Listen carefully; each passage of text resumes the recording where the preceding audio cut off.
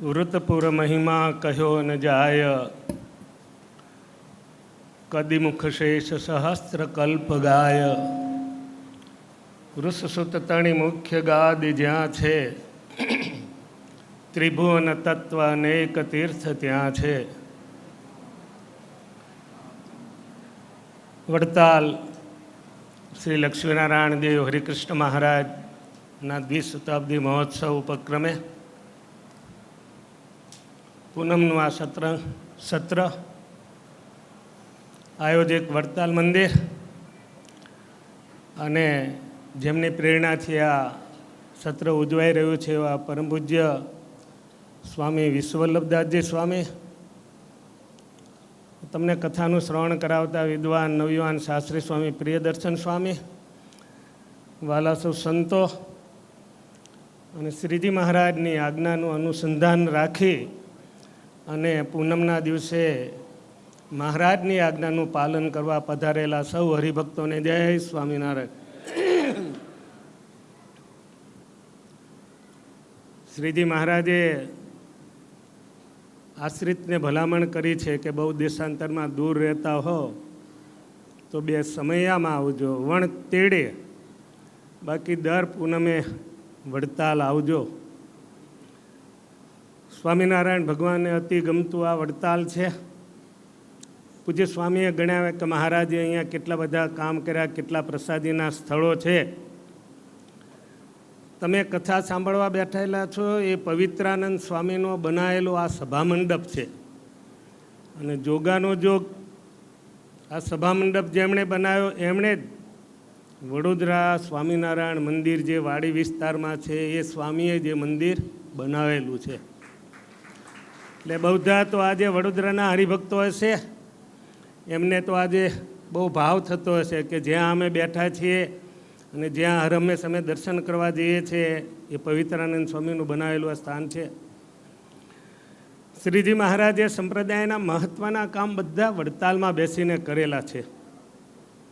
વડતાલ છે એ સ્વામિનારાયણ સંપ્રદાયની રાજધાની છે. આપણે બધા બહુ ભાગશાળી છીએ. શ્રીજી મહારાજ મંદિરો બાંધતા ગયા, સ્વામિનારાયણ ભગવાને સ્વરૂપો પધરાયા છે જેટલા પણ, એ બધા સ્વરૂપો સ્વામિનારાયણ ભગવાને બાથમાં ગાલી અહીંયા અંગોઠો દબાવી અને ભગવાન પધરાવેલા છે. જગતના ઇતિહાસમાં, જગતમાં ગમે ત્યાંય ફરો, તમને આવા સ્વરૂપ ભગવાને પધરાવેલા તમને ક્યાંય નહીં મળે, યાદ રાખજો. એટલે આપણે ભાગ્યશાળી છીએ. શ્રીજી મહારાજે શિક્ષાપત્રી લખી તો પણ અહીંયા લખી, ગાદીની સ્થાપના ગોમતીજી અહીંયા મંદિર બનાવતા હતા.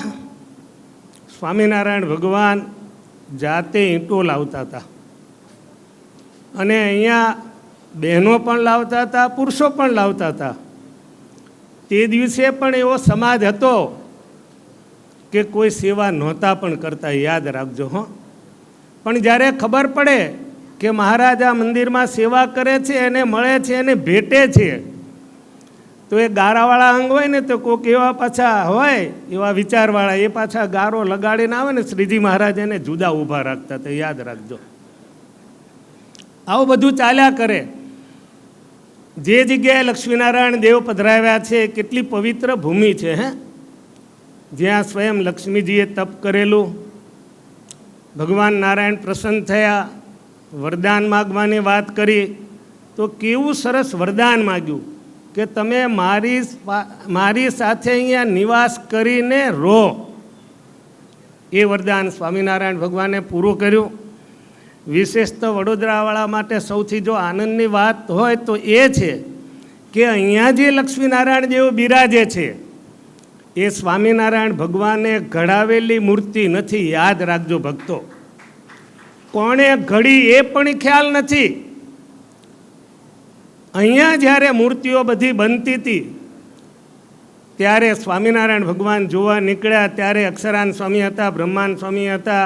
એમણે કીધું કે મહારાજ આ લક્ષ્મીનારાયણ દેવની મૂર્તિ જોઈએ એવી બનતી નથી. ત્યારે સ્વામિનારાયણ ભગવાને એમ કીધું મૂર્તિ તો વડોદરામાં તૈયાર છે, જાઓ તમે ત્યાંથી લઈ આવો. આ મૂર્તિનો ચમત્કાર તો જુઓ. બે સંતોને આજ્ઞા કરી, મુક્તાન સ્વામી અને નિત્યાન સ્વામીને. બંને સંતો ગયા, બહુ માથાકૂટને અંતે મૂર્તિઓ મળી, યાદ રાખજો. એ વૈષ્ણવ ભક્તને ત્યાં હતી. સંતો ગયા અને ત્યાંથી બહાર નીકળ્યા એટલે પાછી કોકને ખબર પડી કે સ્વામિનારાયણના સાધુ અહીંયા આવ્યા હતા. એટલે પાછા ભેગા થઈને ગયા, કેમ આવ્યા હતા? તો કે આ તો મૂર્તિઓ લેવા આવ્યા હતા, મેં આપવાની હા પાડી છે. તો કે એને ના અપાય. ગમે એમ કરીને સમાધાન થયું. સમાધાન કરીને જ્યારે અહીંયા લાવતા હતા ને, ત્યારે સંતોને વિચાર એવો થયો કે આ સ્વરૂપો ભગવાનના બહુ સરસ છે, મહારાજ ગઢડા છે, આપણે ગઢડા લઈ જઈએ. કાળા ઉનાળાનો સમય હતો, સોખડાથી રસ્તો બદલ્યો અને અહીંયા બોચાસણ આવ્યા. કાળા ઉનાળામાં એટલો બધો વરસાદ પડ્યો કે ગાડું આમે ના જાય ને આમે ના જાય. ત્યાં મૂર્તિઓ મૂકી અને ગઢડા ગયા. મહારાજને વાત કરી. શ્રીજી મહારાજ કે વડોદરાથી વડતાલ આવવામાં બોચાસણ વચ્ચે ક્યાંથી આવ્યું?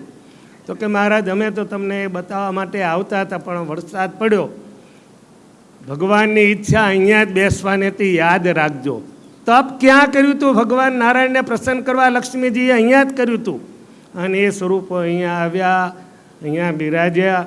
આ લક્ષ્મીનારાયણ દેવની આગળ આવી અને જે કોઈ ભૌતિક સુખની વાત કરશે, યાદ રાખજો, સુખ બે છે.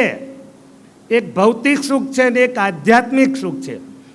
ભૌતિક સુખની ઈચ્છા હોય ત્યારે તમે લક્ષ્મીનારાયણ દેવ આગળ પ્રાર્થના કરજો.